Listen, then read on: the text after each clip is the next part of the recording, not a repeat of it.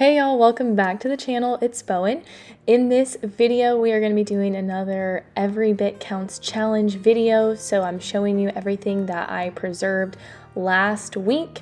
So this is the end of the Every Bit Counts challenge, but it is not the end of preserving for the season for me, that is for sure.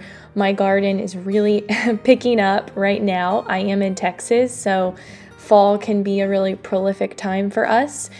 I also have 3 gallons of prickly pear fruit in my freezer that I picked about 3 weeks ago, and I just haven't had the time to dive into working with those prickly pears. So that is going to be on my agenda hopefully this week or next week. So let me show you everything that I preserved last week.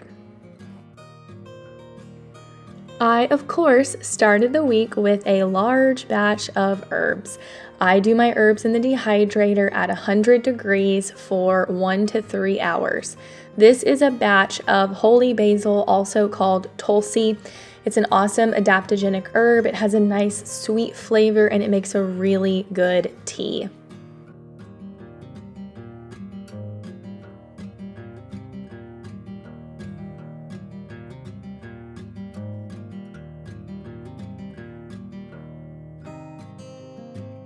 I was also able to get a batch of regular Italian basil going in my dehydrator. I am looking forward to crushing this and just using it in spaghetti sauces and Italian food throughout the winter season. I have dehydrated so much of it, I will be able to give some away to other people so that they can have some really high quality basil in their winter cooking.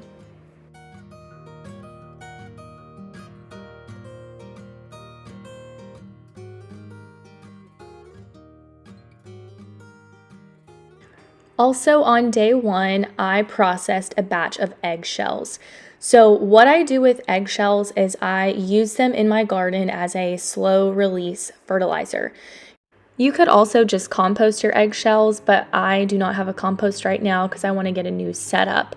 Anyway, this is really easy to do. At the end of every week, I just if I'm cooking and I have the oven on, I just toss a pan of eggshells that we use that week in there, dry them up, and then process them real quick in my Vitamix.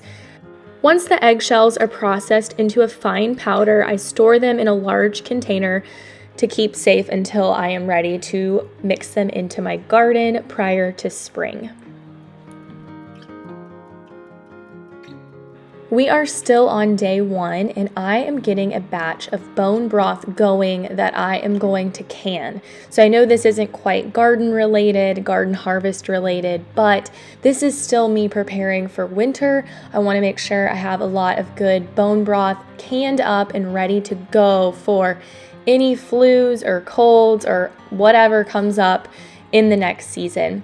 I have a full tutorial on how to make beef and chicken bone broth on my YouTube using an Instant Pot. So when you're doing beef bone broth, it actually is a little bit complex because let's just say cows are a large animal and they have a lot of different types of bones, and you want to choose a good variety of bones to make the best tasting and also nutritionally balanced broth. So I will link the videos and also the recipes below, and you can follow those if you want.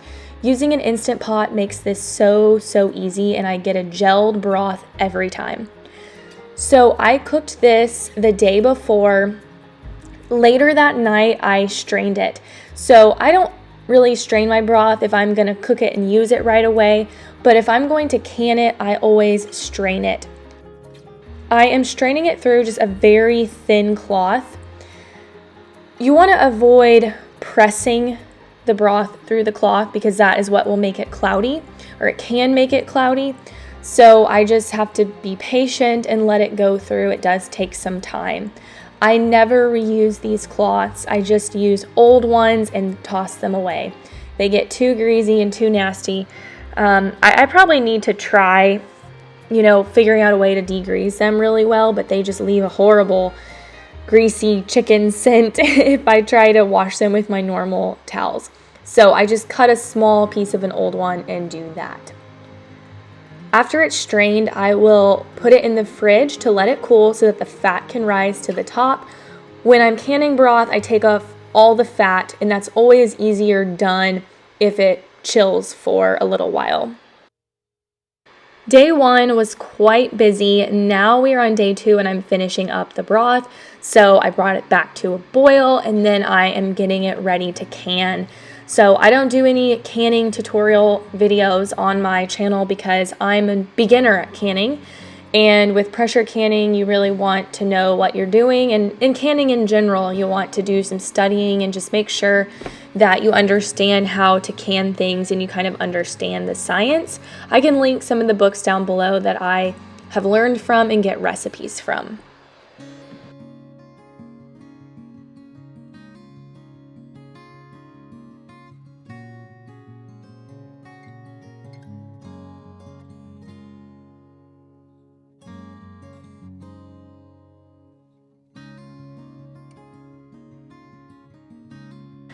We are still on day 2. I am getting some organic vanilla extract ready so that by Christmas time I will have a fresh batch of vanilla ready to go if I need it, though I have quite a bit left over from last year. So this batch may even be for next summer, next Christmas, whenever I run out of the batch I have now.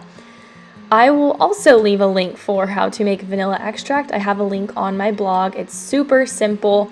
You just slit your vanilla beans like I'm doing here, cut them in half if you need to get them into the jar, and then cover them with the organic vodka. So I use 1 cup of vodka to 3 vanilla beans in this particular instance. There's a lot of different ratios that people use. I find that this one works just fine. That is truly it. You just let it soak and infuse. You want it to at least go for 3 months, but the longer, the better.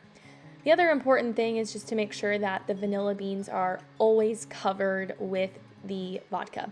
So when it's done soaking and you start pouring out of the jar, that's usually when I take the vanilla beans out so that they're not partially poking out of the alcohol. And that is when they could potentially mold, is when they're kind of poking out. So that's why you want to keep them covered.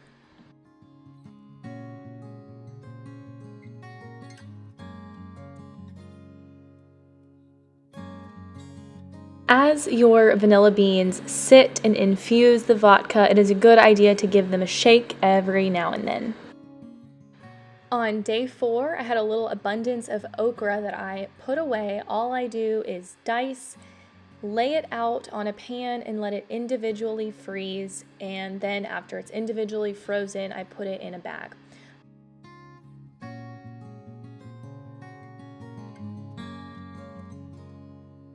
On day 5, I finally got to putting my herbs away that I dehydrated on day 1. I had so much holy basil to put away. I had to get another jar and start a new jar. Because I had to start a new jar, I went ahead and got some of the Wise Dry silica packets out and put one of those in there. These are little packets that absorb any moisture that's remaining or somehow gets into the jar. I do this as an extra precaution just to protect my herbs and make sure that they're totally dry and they're going to do well over winter and I won't have any mold or anything crazy like that.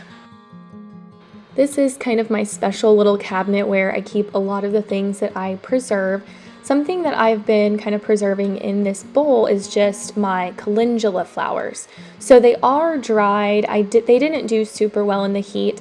I'm wondering if you've ever infused like jojoba oil or anything else like that with calendula. If you can do it with dried ones, let me know in the comments below. On day 5, I decided to make a double batch of basil pesto from the basil in my garden. This has also been a really fun way to preserve basil. I'm so excited to use this pesto. We've already started using it. It is so flavorful. I used basil and garlic from my garden. The garlic is quite strong, so I definitely need to back off when I use my own garlic. It seems to be a lot stronger. So you can see I have a helper with this project, and we were able to put away several containers full of this. You can see I freeze it in these individual little cubes, and then whenever I need one, I can just pop it out and melt it into the recipe. It's worked really well this way so far. If you want to see how I make my basil, I will also link a recipe for that below. It is really easy to make. I make mine with dehydrated and soaked walnuts for digestibility and flavor. All right, y'all, well, that is it. That is all that I preserved this week. You can see my bone broth canned up nicely, and it is on my shelf, ready to go for winter. I hope you enjoyed this video. If so, please give it a thumbs up. From my kitchen to yours, I wish you the best of health for years to come. I can't wait to chat with you all in the next video.